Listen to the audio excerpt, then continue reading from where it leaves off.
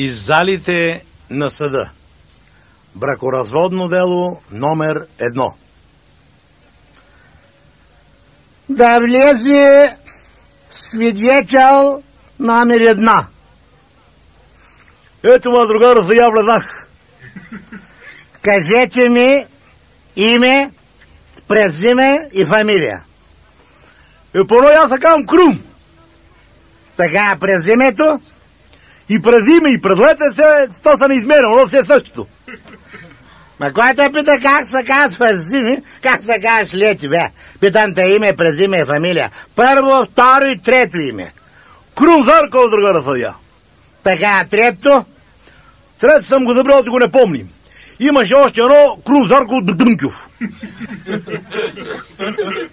Добре, дето и Дънков, как ще го запиша?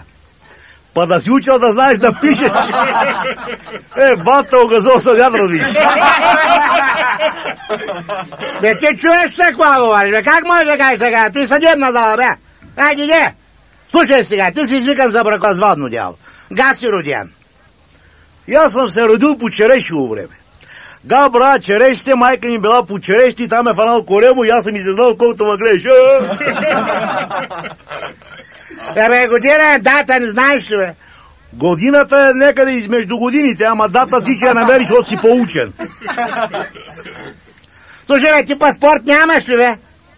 Я ма пашапорта му не, чернилигото намирили, па мислили, че е некой тефтерци и си избасали газовете с него. Ма как ще си избършат да не го повтарям аз. Слушай сега, ти си извикан за бракоразводно дело, от страна на мъжа си свидетел. Та с другарка виждаш ли я, познаваш ли я, виждал ли си я някъде? Чекай да го видим. Моля да те познавам.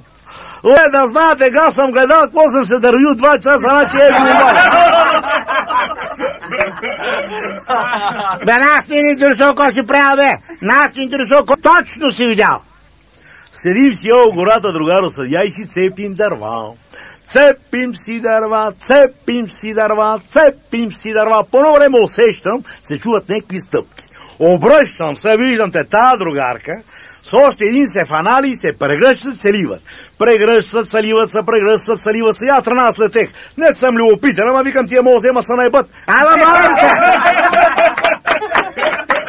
Без такива цинизми, бе! Да, я реко мога да не се ебът. Да разбрах ми кой не направят, да. Дай нататък, разбрах ми кой не направят. Да, за ебана нема говорим, нали? И легна она до учинка и почна да се боричка.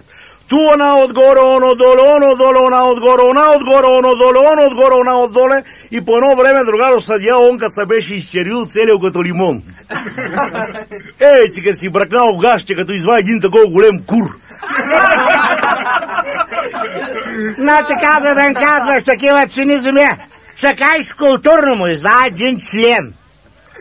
Да, он извади един член, ама бая член беше. Абе направо курси беше, ма член да бъде както му вика, бе. Че го размандахерца насам натам, он е ми ти член. По едно време, като дигна роклите и като смъкна гащите. И я като видо, гаро седя, извинявайте на путката членка да кам да знам, се не объркаме па.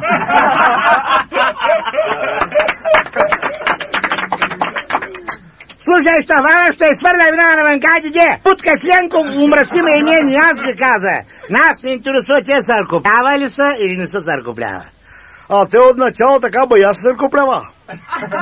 Те съркоплява, ама накрая като са фана, като му тегли едно ебане. Марш веднага напускай залата, кой го намери този, бе?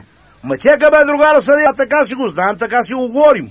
Ма искам да питам тази думичка член какво значи, откъде произлиза.